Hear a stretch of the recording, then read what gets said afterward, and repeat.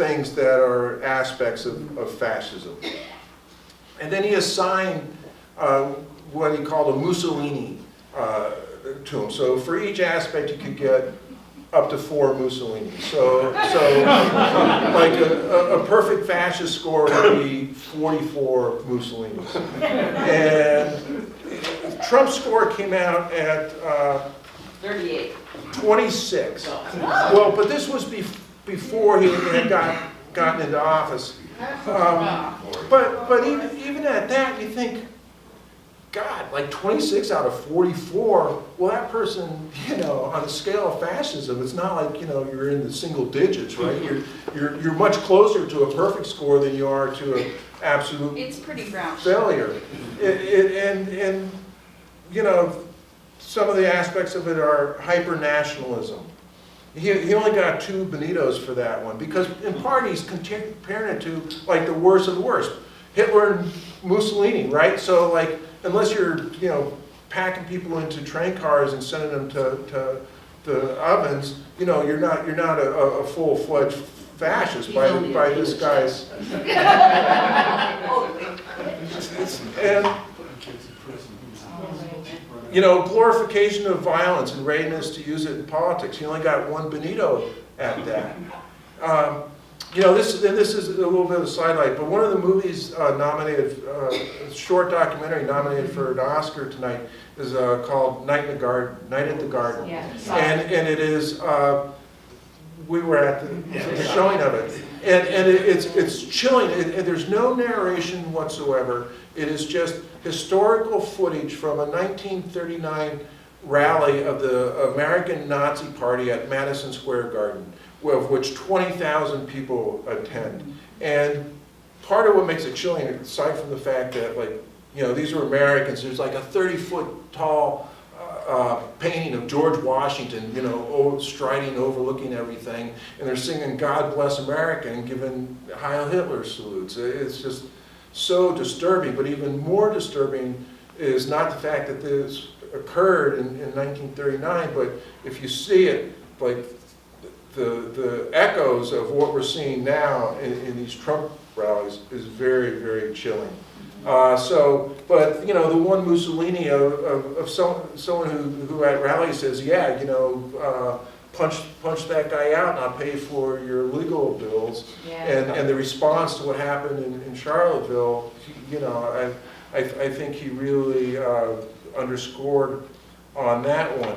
But the lost golden age syndrome, make America great again. The fetishization of masculinity. You know, we got to protect our women from these rapists that are going to come across the border. You know, and I don't think, and I have no way of knowing, but I don't think that Donald Trump like ever sat down and studied like the fascist playbook, or even read an article like this. You know, I think that it just comes naturally to him. His natural instinct is authoritarian, and so you know there was kind of, if he's brilliant in any way, it's his ability to instinctively know what works in terms of authoritarianism. And it is very scary to think that that's what we're facing right now. And how it all ties together is, part of it is relying on the press to do its job to expose what's going on. But really the only counter to what's going on is renewed activation. And you know, I'm preaching to the choir with the people in this room. But you know, the only thing is and it sounds extreme to feel like, oh, you know, democracy's last stand. But fascists do not give up power easily. I mean, history certainly tells us that. And so who knows what's going to happen. We've already seen a willingness to, you know, not abide by the law when he says he's going to declare emergency to build the wall. You know, and as the walls continue to cave in around him, we don't know what's going to happen. But the only chance that we have to make things less unhinged and to bring back values that are important and to bring in reality in terms of addressing the cataclysm of climate change is the democracy, and to rally the votes, and not just the votes. You know, it's like I hear say, oh, you need to vote, you need to vote, you need to vote. You know what? That is the very least thing that people need to do. What they need to do is what you guys do, which is to actively get out there and work, because that's the only way that it's going to overcome all the misinformation and all the money that is built up on the other side, is through the really, truly embracing democracy and acting upon our beliefs, because otherwise it's very much in threat. And so.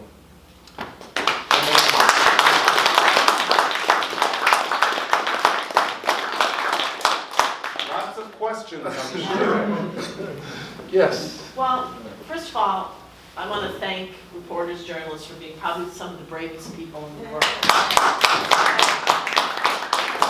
It horrifies me every time I watch the news now to watch a brave reporter get bullied by the president, because this is what I think I would love to see, a coalition of some kind of people getting together to support reporters who get out there. You see them on the lawn of the White House and whatever, and they can't even ask the questions they want, and because they're afraid that they won't be asked back, or they can't get back in. Or so, is there a group of reporters out now that are trying to, get past that? I know, like I said, when you got a bully that's a fascist, Yeah. what do you do? Because I've seen them start to ask these brilliant questions, and then they can't continue.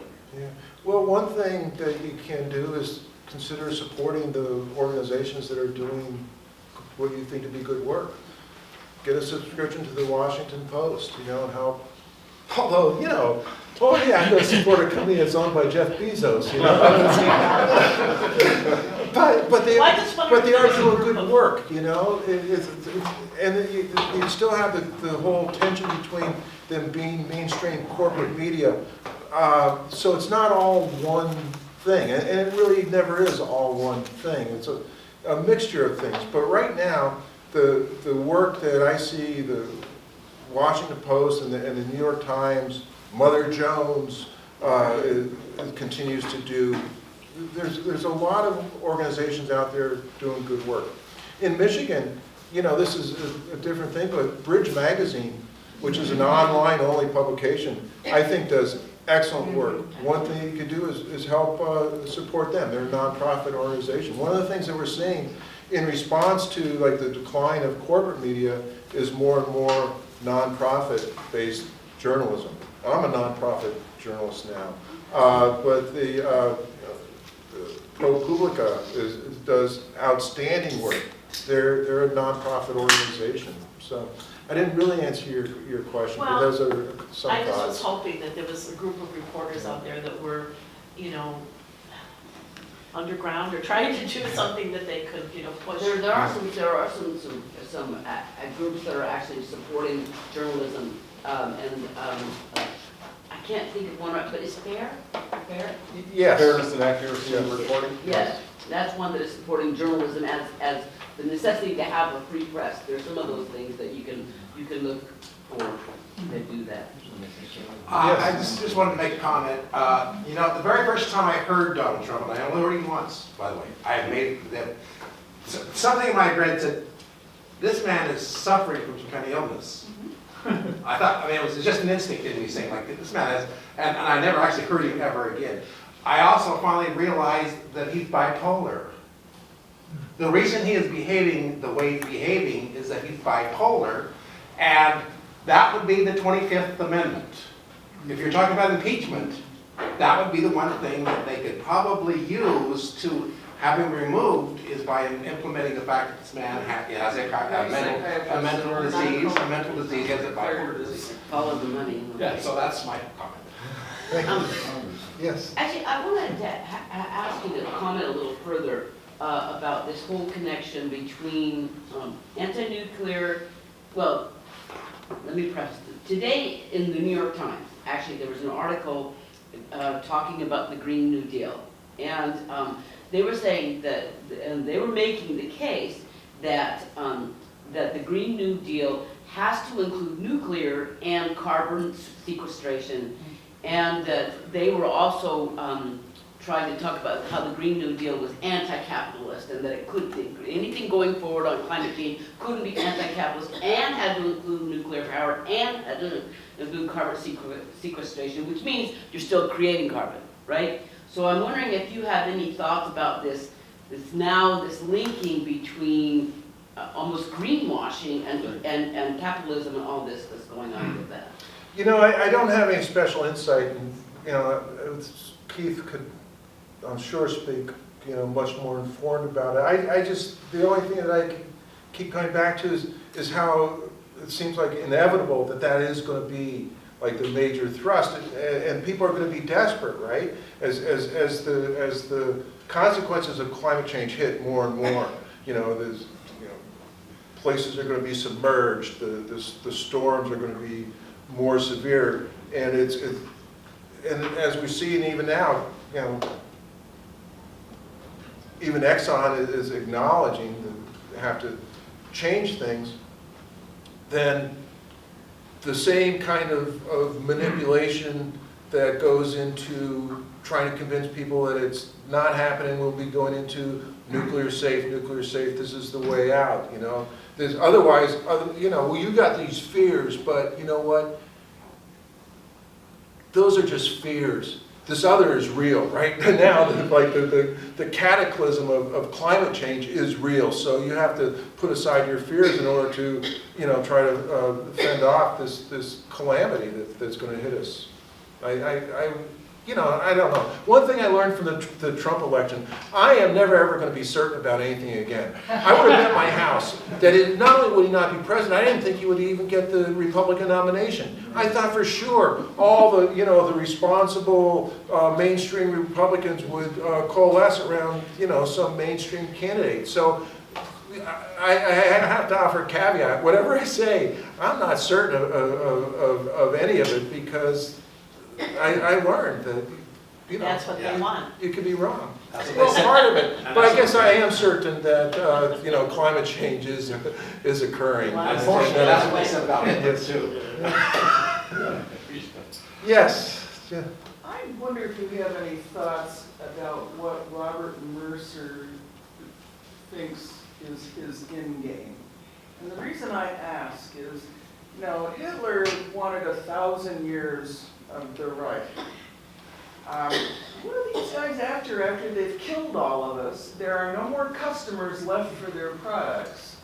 We've had wars all over the globe because there's no food and there's no water. What's their end game? It just puzzles me, because even Andrew Carnegie was afraid of going to hell. You know, I'm mystified by a lot of it. Like,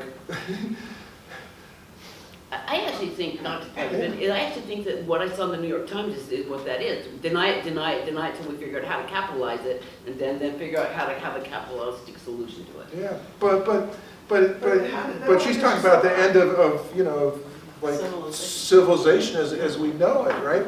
But they, you know, they're going to be able to buy a place on the rockets to get the hell out, or, you know, certainly, you know, they'll have their compounds that are, you know, self-sufficient, and, you know, because when you're a billionaire, but this is what mystifies me, you got $1 billion and you want more, you know, you got more money than 10 lifetimes, so it's, And when New York drowns, there'll be no more Wall Street. The markets are shot. The That's what Space electricity's Force all is for. static. no, you know, there's no reason. Space Force. Yes. I want to piggyback on something that the gentleman said. Louder, please. I'd like to piggyback on something that the gentleman said in the second row about the mental health issue. Number one, the HIPAA law. no one can speak to any of their loved ones or anything's mental health unless you have power of attorney now, or a loved one that you have given guardianship to. Long story, I worked with Kingswood Mental Health Center in Detroit while I was deciding to go into public teaching with public schools as opposed to going into psychological social work. That being said, I got a lot of background as far as legalities, number one. Number two, I'm here because I have I want to meet you personally. I had a concern because not only am I concerned about this issue as far as affirming it to and things like that. I have a friend who worked with DNR for many years, and unfortunately he has had cancer as well. So my concerns are the health issues, concerned with this. Also, a lot of our universities have nuclear facilities, right where we study. So that's something else that's a factor that I'm concerned about. Basically, like I said, I just wanted to bring some things to the forefront so that we kind of understand why we are limited as to how we can help our loved ones and even with the opioid abuse. So there's a lot going on. The HIPAA law is the main reason why we have no answers, and it's difficult to get them. So, that's one thing I want to say. Thank you. Yes. Out of despair, I want to give you some hope. Well, first of all, the women candidates that won. I took part of on my smartphone, I'm part of Move On. And this last Monday, there was over 100 people at 9 Mile Woodward for a protest about Trump's emergency declaration. And so my update is that there were 277 events across the country in 48 states. At least 50,000 people. I mean, that's the Monday after Trump declared on Friday. So to have that kind of rapid response gives me hope. So thanks for standing against Trump's fake emergency with immigrants and asylum seekers.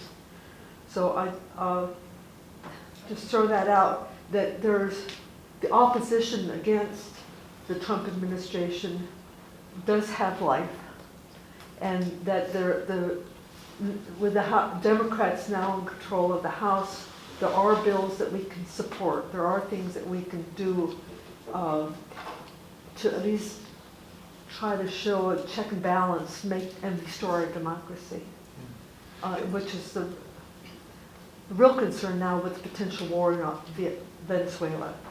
That could be a proxy war within a week. It's my guess.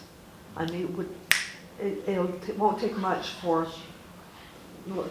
Trump is saying that all options are on the table, translated, including the use of nuclear weapons. So. Well, I'm glad that you pointed out, reason for optimism, and I think that there is a lot of reason for optimism in the election that just passed. And here's one thing that I read that adds even to that sense of optimism, which was there was historic losses for a president in office. But what makes that even more significant is that previously, when there has been substantial losses, it's usually been in a situation where the economy was faltering.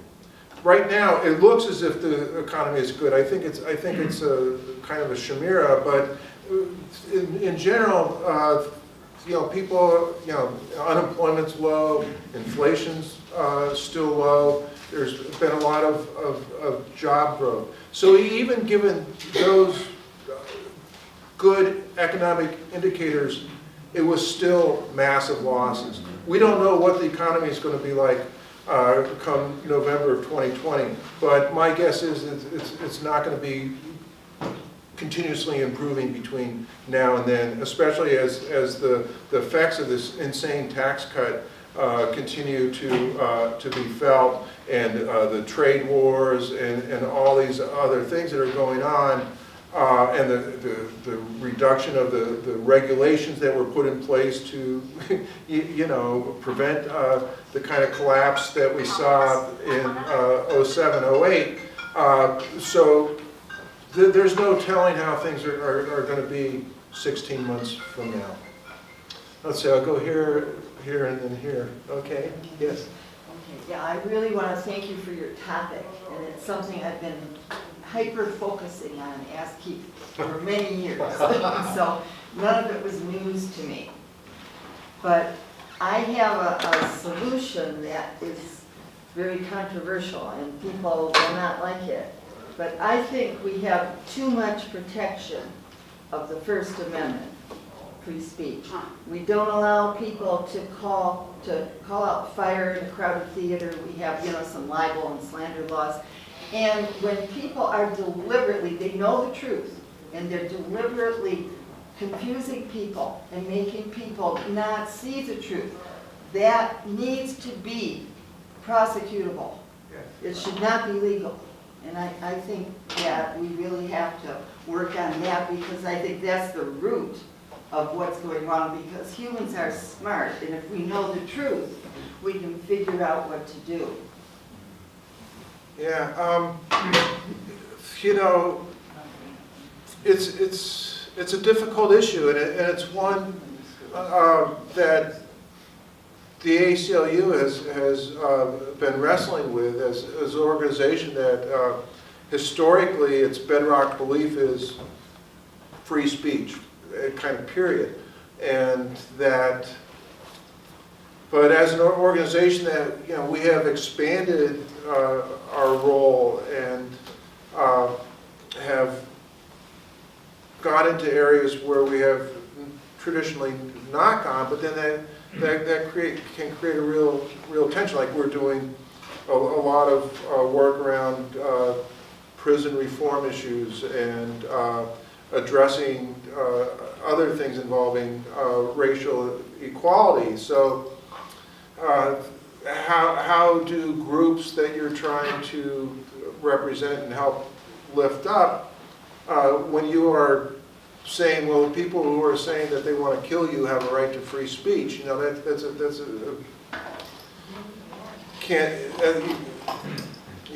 can't walk that line. It creates problems.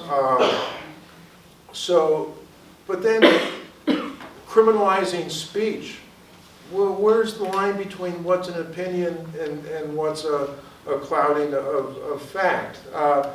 Like this one article that I mentioned pointed out, they wouldn't necessarily make stuff up. They would take something that has a kernel of truth. Someone talked about, like, the Obama administration in the fact checker article. It was like, in a way, things were more difficult to call out lies of previous administrations because they were a little bit more sophisticated about it. They just wouldn't make stuff up, you know, or stuff that was easily provable true, like the size of the crowd at your inauguration, but it would be more nuanced, and they would take something that there's some kernel of truth and then, you know, distort it to some extent, but it's hard to say, well, he's lying because there was that kernel of truth. So, you know, what's true and what's not true, in some ways, like criminalizing that, I could see being a very, very difficult thing to do. You know, in some ways, you know, the traditional ACLU argument is the way that you counter, say, hate speech is with more speech. And because when you criminalize things, you don't get rid of it, you just drive it underground. And you know, that's another aspect of it. Is it better to have it underground, or is it better to have it out in the open so you can address it openly? So, hold on a second. Yes. I had two mayors of my city tell me, and this is going back at least 5 or 6 years. One was the fact that they get, every city in the state gets a free copy of the Heritage magazine. So that's one question. Why aren't we countering that with another magazine? And the other question was, or what they told me is the Mackinac chapter of the Republican Party gives stories to small newspapers in rural areas that are slanted or favorable to their cause. Yeah. So why are we not for free? Why are we not supplying these rural areas with our side at least, or the truth? I mean, or something unbiased. Yeah. And that goes, and apparently that's when the Tea Party started, that's when the rural areas started going to the right, because I have a house up north, and that's all I hear on the radio, everything is right wing, and they don't get two papers, they only get one paper. So they're being fed a very slanted view. Well, I mean, part of it goes to the resources, because the money to fund these organizations that provide these op-eds and things like that for free, I mean, you know, those people writing those are getting paid. They're probably getting paid fairly well because they're getting funded by the Koch brothers, or, you know, in the case of the Mackinac Center, you know, the DeVosses. They've been getting, for at least 20 years, significant portion of their money from the DeVosses, who then, you know, they promote the privatization of education. So, you know, because that's where the substantial part of the money is. You know, so I don't know. I don't have a good answer, except that it's on groups like this. You know, you guys do your own thing to try to get information out. You know, Keith works it all the time. Lots of people in this room are up against the force. I mean, you are up against the force of the, you know, the corporate power, but the answer is in numbers. You know, it's mobilizing, getting the information out, and mobilizing people and helping that they'll recognize what is really truly in their own interests. One more question from someone who has not yet asked a question. Yeah, okay, yes. Yeah. Did you, yeah. Well, I was just going to ask you what you thought about the current situation that we have with regard to Venezuela. The president, you know, and his cronies there in Washington have made this what is appearing to be a very beneficial and really. It's called a coup. Yeah, this movement to back someone in the name of helping the people by giving them, but you know, because the